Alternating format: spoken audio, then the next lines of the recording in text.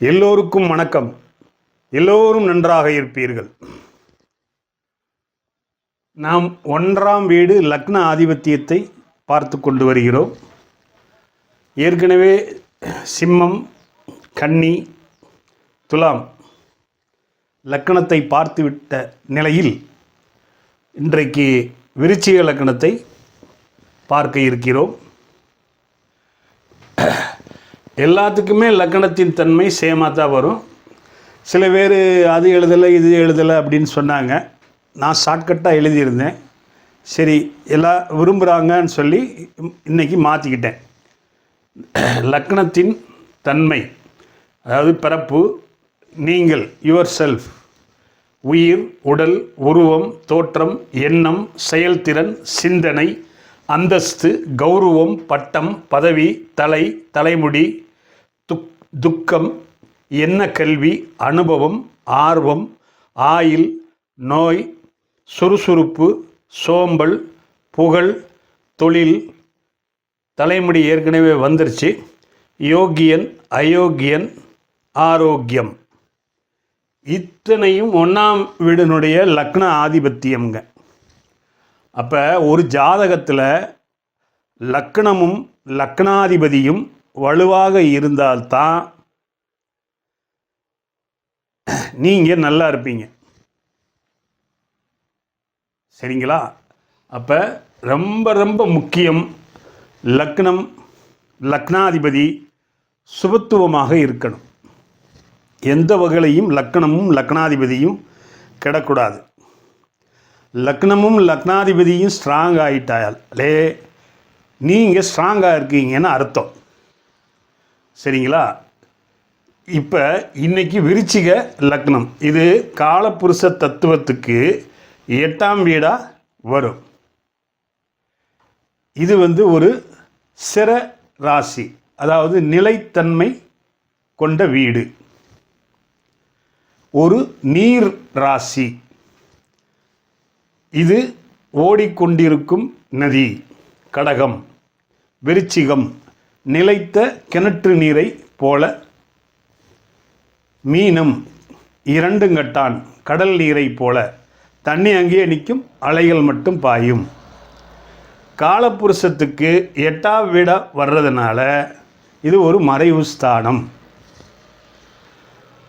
இவங்க எல்லா விஷயத்தையுமே மறைச்சி வச்சுக்கூடிய தன்மையில் இருப்பாங்க. அதாவது தேல் பாறைக்கடியில் தான் ஒளிஞ்சிருக்கும். அதாவது நான் இந்த எழுதியிருக்கிறேன் பாருங்க. உதாரணம், இந்த லக்கணத்தில் பிறந்தவங்க காவல், இராணுவம், வாட்ச்மேன், மருத்துவம், விளையாட்டு. தேல் கொட்டும் குணம் உடையவங்க, நேர்மை, கோபம், கடின மனம், தைரியம், இரத்தம், ஜிம், உடற்பயிற்சி, பழையபடி தைரியம், இரத்தம் 2 தடவை வந்துருச்சு. மலை, புதர், காடு, மறைவிடம், இதெல்லாம் தேல் அங்கே தான் இருக்கும். இது லக்னாதிபதியின் வலுவை பொறுத்து நான் சொல்லுகின்ற தொழில் உங்களுக்கு அமையும். இப்போ எல்லா வீடும் போட்டுட்டேன். இப்போ இந்த மேஷம் செவ்வாய், ரிஷபம் சுக்கிரன், மிதுனம் புதன், கடகம் சந்திரன், சிம்மம் சூரியன், கன்னி புதன், துலாம் சுக்கிரன், விருச்சிகம் செவ்வாய், தனுசு குரு, கும்பம் மகரம், கும்பம் சனி, கடைசியாக மீனம் குரு. ஒவ்வொருத்தருடைய லக்கணத்துக்கு அதிபதியை நான் போட்டிருக்கிறேன். சரிங்களா? நான் ஏற்கனவே கடந்த 1 வருஷம் 1.5 வருஷத்துக்கு முன்னாடி எல்லாமே சொல்லியிருந்திருப்பேன். அதாவது நெருப்பு, நிலம், காற்று, நீர், ஆண் ராசி, பெண் ராசி, இது எல்லாம் சொல்லி கொடுத்துருப்பேன். சரிங்களா? அப்போ நம்ம இன்றைக்கி நமக்கு தேவை லக்னம், லக்னாதிபதி. சரி, விருச்சிக லக்னம் ஏற்கனவே லக்கணத்தில் செவ்வாய் இருக்கக்கூடாது அப்படின்ட்டு ஒரு இன்ட்டு போட்டிருக்கேன். ஆனால் லக்கணத்தில் செவ்வாய் இருக்கிறது நல்லது, அவங்க உடல் உள்ளம் ஆரோக்கியமாக இருக்கும். ஆனால் என்ன பண்ணும்னா அதிக கோபம், ஆக்ரோஷம், அவசர கொடுக்கையெல்லாம் கொடுத்துரும். அதனால் லக்கணத்தில் லக்னாதிபதி இது அசுவ கிரகங்கிறதுனால சுவர்களுக்கு லக்கணத்தில் கிரகம் இருக்கலாம், லக்னாதிபதி லக்கணத்திலேயே இருக்கலாம். ஆனால் அசுவர்களுக்கு லக்கணத்தில் செவ்வாய் சனி போன்ற கிரகங்கள் இல்லாமல் இருப்பது நல்லது. அதனால் லக்கணத்தில் செவ்வாய் இருந்தால் அவருக்கு உடல் உள்ளம் ஆரோக்கியமாக இருக்கும். ஆனால் இவருக்கு சில தேவையில்லாத குணத்தை இந்த செவ்வாய் கொடுத்துருவார். 2ஆம் இடத்துல 2 டிக் போட்டிருக்கேன். இது குடும்பஸ்தானம், அவருடைய நட்பு வீடு. இது காலபுருஷனுக்கு 9ஆம் வீடு. சரியா? லக்னாதிபதி நீசம்தான் அடையக்கூடாது. ஆனால் இங்கே நட்பு நிலையில் தனக்காரனுடைய வீட்டில் இருக்கிறார். சரி, அடுத்து 3ல் செவ்வாய் சரராசியில் இவர் உச்சமடைவார். ஆனால் லக்னாதிபதி உச்சமடைகிறது நல்லது. ஜாதகருக்கு உடல் உள்ளம் ஆரோக்கியமாக இருக்கும். ஆனால் சேம் இதே மாதிரி தான் அவருக்கு இதை விட அதிகமாக கோபம், ஆக்ரோஷம், அவசர கொடுத்துரும். சரியா? ஏன்னா இப்போ சனிங்கிறவன் கழுத்தில் இருக்கிற செயினை ஓடி போய் பிடுங்கிட்டு ஓடுறவன். ஆனால் செவ்வாய் நின்று அவங்கள மிரட்டி அருவாவை வச்சு காட்டி செயினை கலட்டி கொடுன்னு கேட்டு வாங்கிட்டு போகிறவங்க. இந்த மேச செவ்வாய் யோசிக்காமலேயே செஞ்சிருவாங்க. இவங்க அப்படி இல்லை, எதையுமே யோசனை பண்ணி செய்யலாமா செய்யக்கூடாதா அப்படின்னு நிதானமாக இருந்து செய்யக்கூடியவங்க. 3ல் சொல்லிட்டேன். சரி சார், எனக்கு லக்னத்தில் தான் இருக்குது, 3ல் தான் இருக்குன்னா சுபத்துவம் அவசியம். குரு சுக்கிர தொடர்பு, குரு சுக்கிர பார்வை, பௌர்ணமிக்கு நிகரான சந்திரனின் பார்வை, இது அந்த லக்னாதிபதியை ஈடுகட்டும். 4ல் இருக்கலாமா? ஏன்னா கேந்திரத்தில் அசுவர்கள் இருக்கலாம்னு விதிப்படி 4ல் இருக்கலாம். 5ல், அதனால தான் ஒரு டிக் கொடுத்துருக்கேன். 5ல் இருக்கலாமா?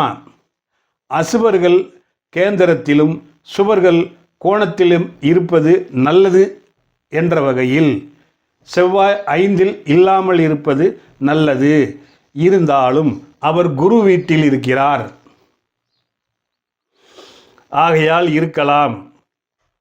6ல் அவர் மறைந்து ஆட்சி பெறுகிறார், இருக்கலாம். லக்னாதிபதி 6ல் மறைந்து ஆட்சி பெற்றுவிட்டார்.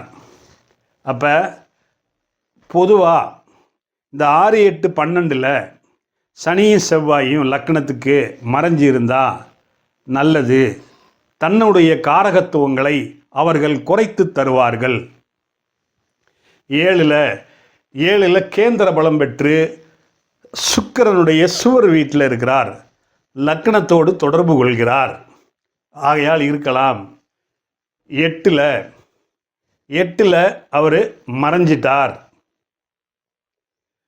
பிடிக்காத புதனோடு இருக்கிறார், அதாவது அஷ்டமாதிபதியோடு சேர்ந்து இருக்கிறார். இருந்தாலும் அவர் 8ல் மறைவதால் தனது காரகத்துவத்தை குறைத்து கொள்வதால் என்ற விதிப்படி 8ல் இருக்கலாம். 9ல் அவர் நீசமடைவார்.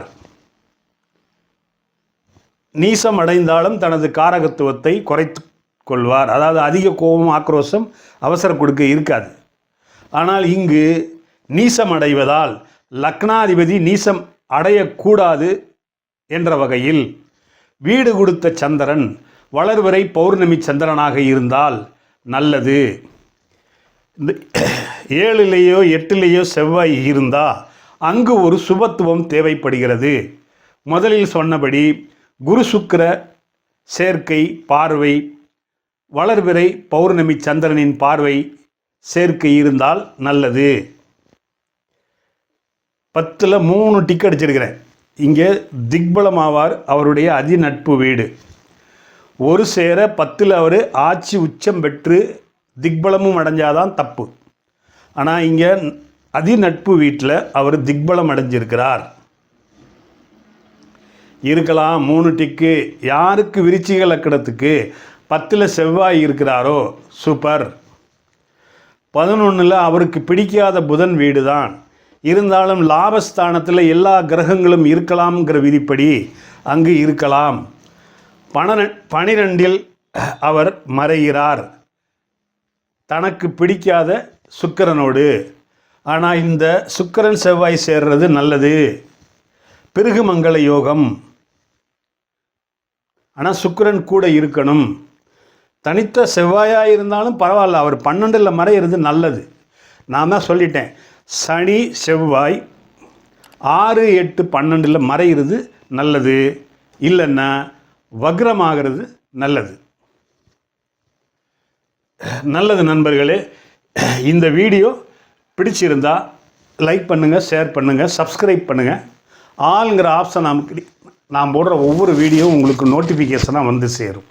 நமது நேயர்கள் ஆள் போல் தலைதலைத்து அருகது போல் வேரூன்றி மூங்கில் போல் கிளைகிளைத்து முதியாமல் வாழ்ந்திருக்க வாழ்கவன வாழ்த்தி அமைகிறேன்.